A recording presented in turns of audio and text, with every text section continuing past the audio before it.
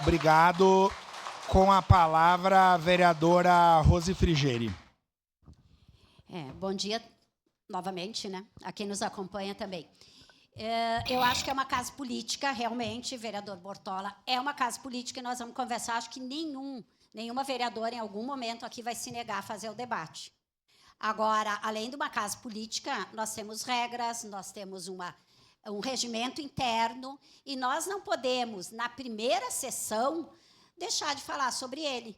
Acho que o vereador Eloy Frisso comentou bem, é isso, nós não vamos banalizar os instrumentos políticos e jurídicos que nós temos na nossa casa. Se o regimento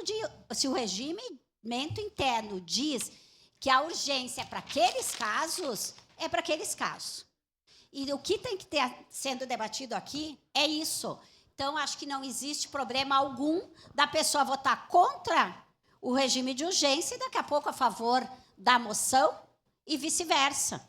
Porque, realmente, nós não podemos começar o ano fazendo esse tipo de coisa que está acontecendo aqui. O debate do regime de urgência é esse que vai ser debatido. Este caso aqui, ele não tem, de forma alguma, a questão de regime de urgência. Para começar, a própria ementa da moção está errada, porque fala do presidente Lula e depois vem toda uma moção que não fala da fala dele, que escreve sobre o que foi feito, o que não foi feito no Rio Grande do Sul. Então, isso confunde mais quem está acompanhando do que ajuda. Não é caso de urgência, óbvio, né? Grande diferença que vai fazer a Câmara de Vereadores de Caxias do Sul votar uma moção. Nenhuma.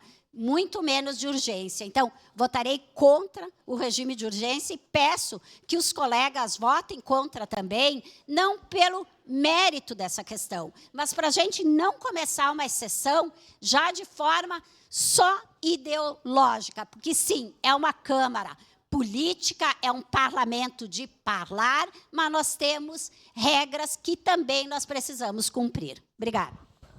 Obrigado, vereadora Rose Frigieri. Com a